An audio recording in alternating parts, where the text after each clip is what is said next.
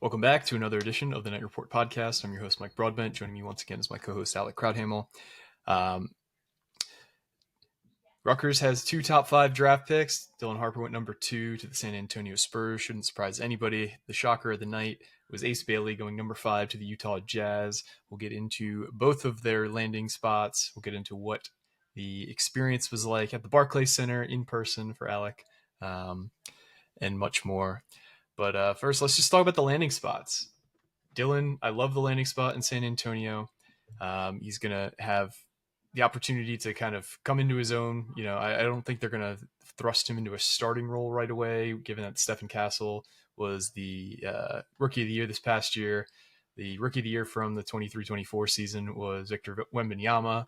He's also there. De'Aaron Fox is there. They have a lot of other good young supporting talent as well. What is your thoughts on the landing spot for Dylan Harper in San Antonio?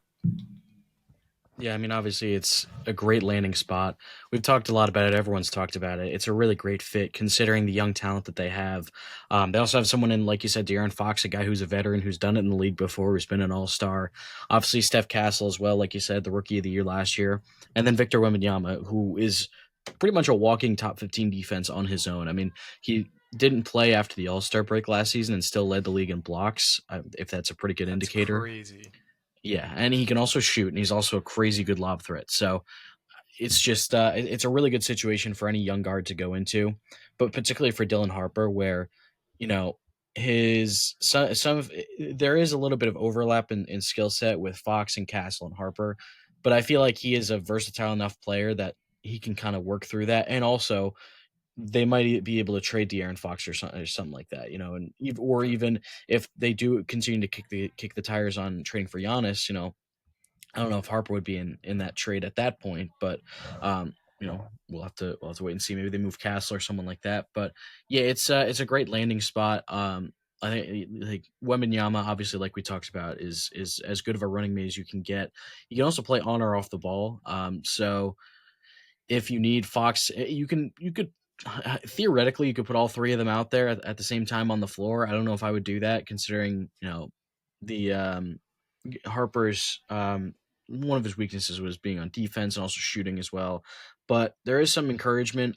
He shot 37% on catch and shoot attempts last year at Rutgers, so there's some potential optimism that could improve on if he's getting more spot up looks and having to create for himself. Obviously, given the two other pretty good guards around him. Also, one thing I noticed when I was going through some of his metrics last year, when I was doing the story that came out yesterday about their landing spots. He shot 58% on corner threes, which he only shot 17 of them last year, but that's a pretty good number. And in the NBA, obviously a more analytically forward league than college basketball, the corner three is considered one of the most efficient shots in the game, considering it's closer to the basket than I think it is closer to the basket than like the top of the key threes or something like that. But there's a reason for the corner three being the most efficient shot in basketball, and Dylan was pretty good at that in his 1 year at Rutgers, granted unlimited attempts. So maybe he gets some more of those attempts, and that'll only help him if he can continue to hit jumpers. That'll help his already really strong driving ability. So yeah, I think it's a really good fit.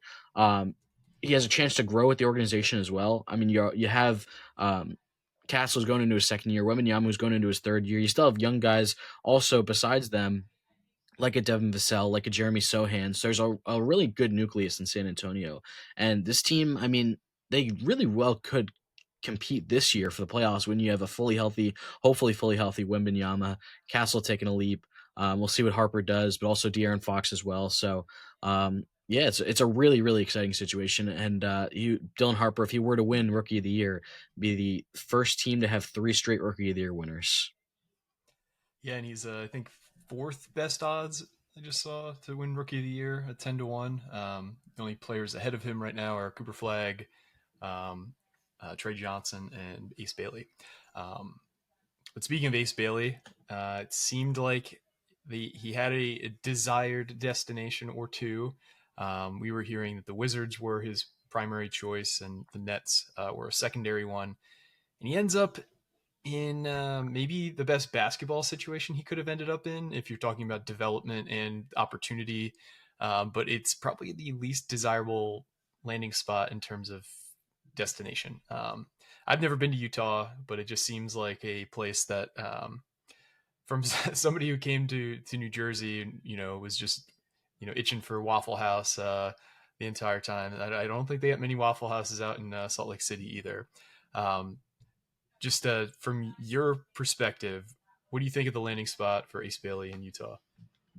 Well, like you mentioned, from a basketball perspective, I think it's a really good balance. I also mentioned this in the story. It's a really good balance of, he gets to be in a spot where he can get a lot of, minutes and a lot of shots early on. Considering Utah, they're in a pretty deep rebuild. This is like year three or so of it.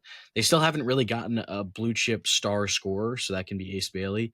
Um, and also, it's a good balance of being in a good developmental situation because Utah's basketball people are really well regarded. Will Hardy just got an extension through 2031 as kind of a reward for putting him through a bit of the tanking for the last couple of years. But he's really well regarded. They have some young talent as well. But like I said, they haven't really gotten that blue chip guy yet. He does fill a need though because he provides a lot of length and can play the guard or the wing spot. And all their guards aren't really that big. I mean, you got Colin Sexton, Jordan Clarkson, Keontae George, and Isaiah Collier. None of those guys are taller than 6'4". They also drafted Walter Clayton Jr., who's 6'3". So it kind of needed like a bigger guard or a wing to kind of fill out that starting lineup. And then the front court, you also got Lowry Markkinen and John Collins at the power forward spot. Although Collins might get traded after he picked up his player option. Then you got Kyle Filipowski and Walker Kessler. So there's a solid nucleus of young talent. It just hasn't totally come together yet, and they need that kind of binding piece as like a star go-to guy, and Ace could be that. So we'll have to wait and see how it goes. Obviously, like you said, not one of his preferred destinations. I think it was Brooklyn, Washington, New Orleans, the 6, 7, 8 picks. So not one of his preferred spots. So we'll see how that works out. But yeah, this is a Washington offense that is kind of sputtered last year. I mean, they were not a good team. They had one of the worst records in the NBA.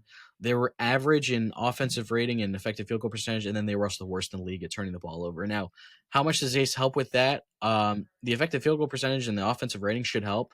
Turnovers, I mean, he's not too much of a playmaker, so I don't know how much will help with that. But just having another guy that you can go to get a bucket, I think is going to be big for Utah. I think it's a good fit basketball wise in terms of balancing development and also getting him some good looks early to put up points. Yeah, I couldn't agree more with everything you said. And they're still a team that is in progress. I don't think they're going to be a team that can compete in the West next year. So you got to assume that they'll probably be in the lottery again. And so if Ace could be one of those foundational pieces, I mean, if you look at who's playing in Utah next year, AJ Devansta, he's playing at Utah Prep right now. He's making all that Mormon money going to BYU. It just Maybe so yeah, Silver maybe might have Salt to make the Lake's call. yeah, maybe Utah can get that that Akron bounce in the lottery like Cleveland got in 2003. Um, let's talk a little bit about the Ace Bailey situation. Brian Windhorst went on ESPN last night. Was talking about how his camp is unhappy and he is considering not showing up for. He didn't say he's considering not showing up. He said he didn't show up for the introduction press conference in Utah, which is normal. Utah said that it is the prospects are allowed to go home if they would choose to go home. So that's what East Bailey did. The mandatory um, summer league mini camp begins on Monday, so that is like the first like hard date for East Bailey. Um, can you see him actually like sitting this out? Like that'd be pretty unheard of, especially because contracts like they're fairly boilerplate at this point. Everything's slotted, so it's not like a money thing. Do you think you could see him potentially not showing up on Monday, or is that something you think would be a bridge too far? I mean, I'm sure it's a possibility. I just don't really see it happening because, No. like you said, something like this hasn't really happened. I mean, Ace himself has said all the right things, Yep. whether it's immediately after the draft in the presser or with on ESPN and things like that. It seemed like Ace himself, like I said, Ace himself has said all the right things. I think he's going to eventually. I don't think he's gonna. I think he'll be on the Utah Jazz when the season starts. I think he'll be on the Utah Jazz summer league team when the season starts. Like we've been hearing that like Ace just wants to do whatever, just I guess for lack of a better term, he wants to just ball. So I think this will work itself out. Now, I think it's just like some people in around him that want to make sure he's in a good situation, everything's taken care of with him. So we just want to they just want to make sure that he's in a good spot. And Ace himself just wants to play ball as we've heard many times. I mean, this is Ace is a kid that he's not a bad guy or he's not a problem guy or anything. So I think this will work itself out eventually. I think we'll see him on the Utah Jazz. Um, I don't know. This could take a bunch of turns. I don't know what's going to happen, whether he'll be there on Monday. I mean, I think he probably will be, but I think this will work itself out eventually. Yeah, I agree. We'll see. The next 72 hours will be interesting to follow, though. But let's talk about your experience at the NBA draft. You were at the Barclays Center with Richie on Wednesday night. Um, Talk about the experience, kind of some of the more fun moments that you saw and heard, and you were a participant in a lot of the interviews with Coach Peichel, Dylan, Ace. Just talk about overall the experience for you and how that went. Yeah, it was really cool. It was definitely a really cool thing to be a part of. Also, one of those things that I'm fine with doing once and then maybe not again. It was very hectic, is definitely a part of it because everyone's running back and forth because it may seem like it moves pretty slowly on TV, but when you're there, everything's moving really fast. So it was definitely a great time, but definitely a lot. But yeah, it was very cool. Richie and I we got to be in the I guess in the actual arena. So the media workspace was in the Nets practice court down the Barclays Center, or it was in the Barclays Center, but underground, I guess. I don't know. It was attached to the arena, is what I'll say. That's where the media workroom was. That's where Richie and I did some of our work in between in between the start of the draft and then after Ace and Dylan got picked. And then that's also where the press conferences were. So we saw Dylan's press conference, we saw Ace's press conference. It's funny. I asked him about the how he feels like he'll mesh with his Utah teammates and his outlook for the team. And let's see what exactly. I mean, the video's on YouTube if you want to watch it. But he said, "I feel like I'm a person that likes to work out a lot. I'm going to push my teammates to be the best they can be. I want to come in and be a leader as a young guy." So again, Ace has said all the right things in the process. We also talked to Steve Peichel. That's also on our YouTube if you want to check that out as well. He's just really happy for them. I thought it was interesting. He said he wasn't really sure why all the Ace stuff kind of blew up into a thing, but yeah, that's kind of how it happened. But it was definitely a really fun time. I forget. Did we talk about the? I forget. Did I talk about? Did we do a podcast talking about media day? I forget. I think I did. I think we We did. did, yeah, yeah. Okay. So yeah, I already talked about that. But yeah, it was a really cool experience. We saw a lot of cool people. Like Richie and I we were on the floor before the draft started when it was still open to the media, closed like an hour before the broadcast started. We were staying next to Shams Charania for a little bit. He was just kind of like on his phone, like rocking back and forth. I was like, I want to say hello, but he's probably like, doing something way more important. So I didn't bother him. But we saw a lot of really cool people. Yeah, just a really cool experience. But again, it was definitely a little bit hectic. I'm not sure that I would want to do it again, but I'm really glad that I got to do it once. Trying to think of what else. Like I said, there was a lot going on. It moves really fast, so I'm trying to like remember things as they went in my head. But yeah, a lot of running back and forth. But it was really cool. There was definitely a lot of Rutgers people there as well. I sat over by the Riot Squad and got some videos of them when Ace and Dylan got picked. Um, yeah, definitely a pretty sizable Rutgers contingent there. So yeah, definitely a pretty cool experience, and definitely one that I will not forget. Well, lucky for you, as a member of the Rutgers media press corps, I don't think you'll have to attend another NBA draft anytime soon. So At least not in the top five. at least not in the top five. Yeah, no lottery picks on the in the hopper right now for Rutgers hoops. But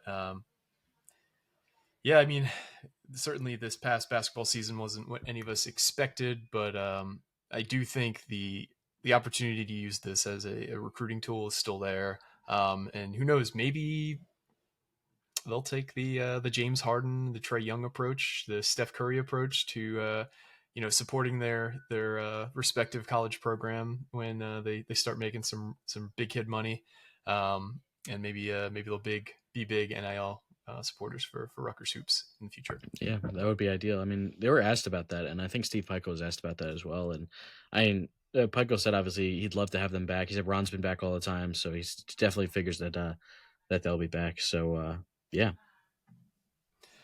Yeah, no, it's been a trend, and hopefully that continues with the Rutgers guys. Um, But yeah, it sounds like it was a good time. I'm kind of glad we can turn the page on it.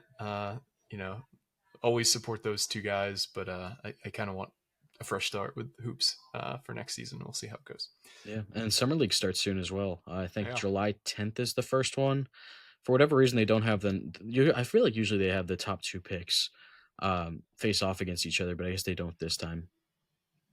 It's yeah. Cooper Flag against Bronny James. Hmm. That's Interesting. how it was advertised.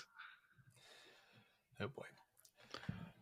All right. Well, that's all we got for today. Thanks once Ooh, again for listening, guys. Oh, you one got more one more thing. thing, Alec?